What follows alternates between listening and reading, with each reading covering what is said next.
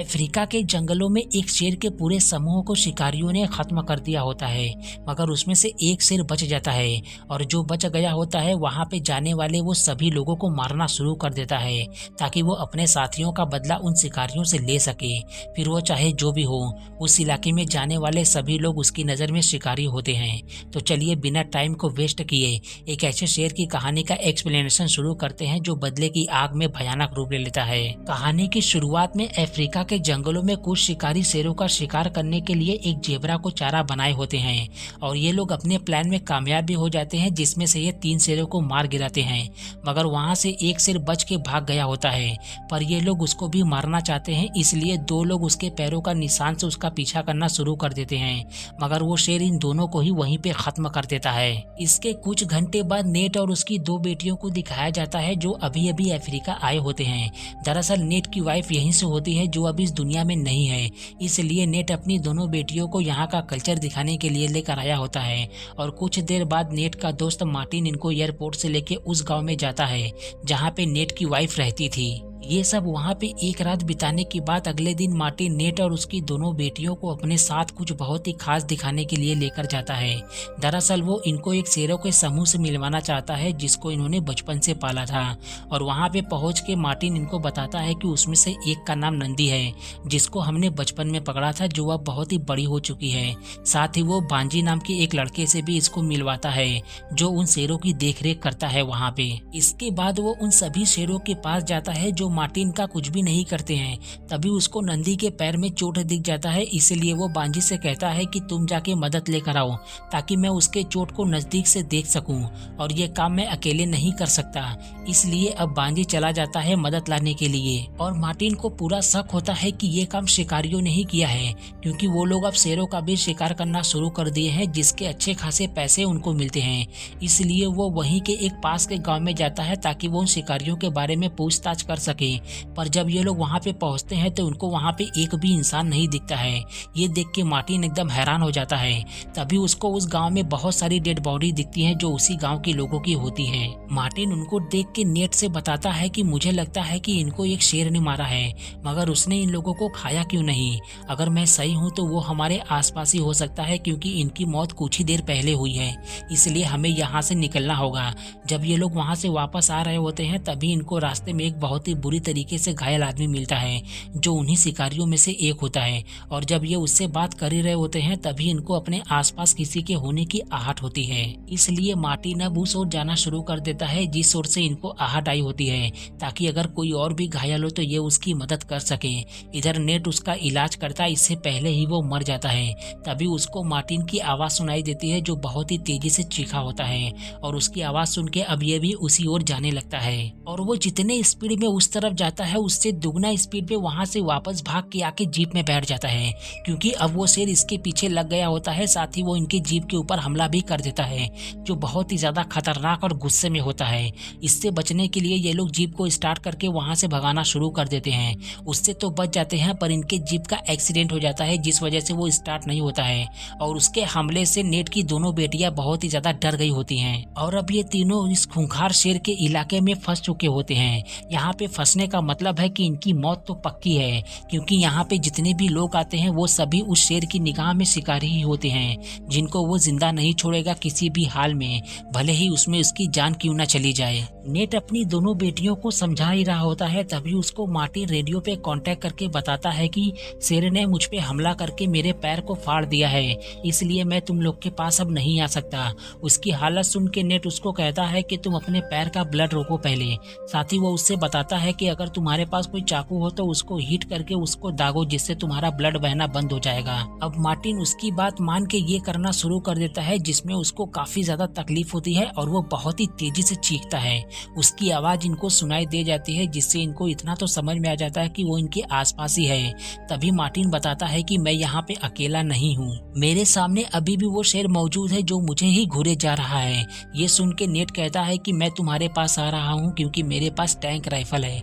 अगर मैंने इससे उसको शूट किया तो हमें कुछ देर तक का टाइम मिल जाएगा, जिससे मैं तुम्हें जीप तक लेकर चला आऊंगा। साथ ही वो उससे कहता है कि अगर तुम्हारा इलाज नहीं किया तो तुम मर भी सकते हो, इसलिए मैं तुम्हारे पास आ रहा हूँ। दरअसल नेड एक डॉक्टर होता है, इसलिए उसको पता होता है कि अगर उसका सही टाइम पे ट्रीटमेंट नहीं किया तो इन्फेक्शन की वजह से उसकी मौत हो जाएगी। इसलिए वो अब उससे एक लैंडमार्क पूछता है ताकि वो उसे आसानी से ढूंढ सके।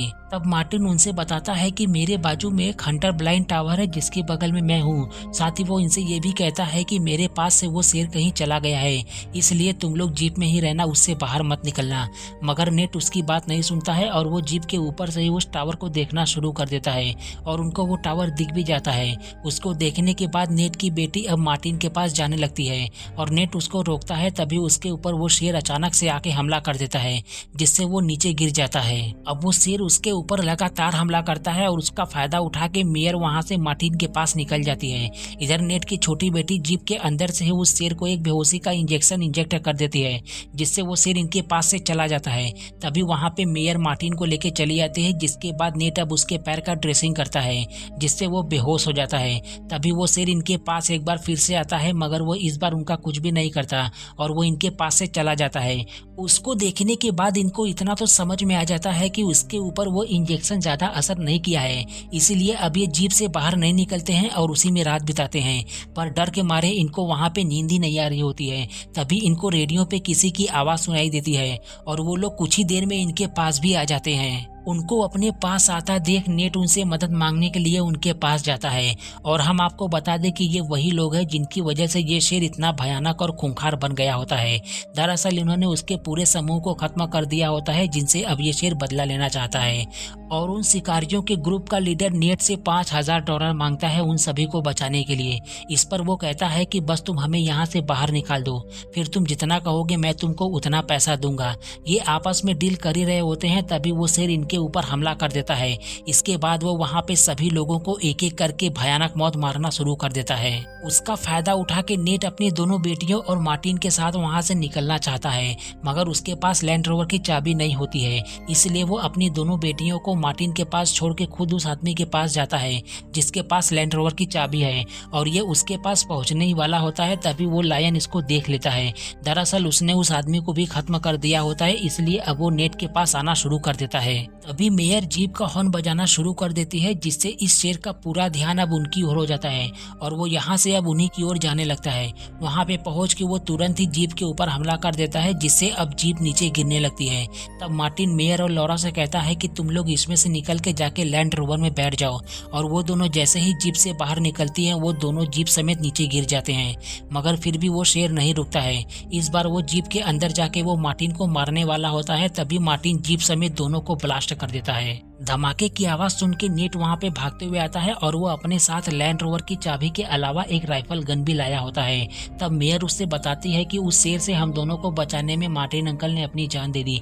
तभी वो देखता है कि मेयर भी काफी बुरी तरीके से घायल है, इसलिए वो बिना देर किए अपनी दोनों बेटियों को लेके वहां से तुरंत निकल जाता है।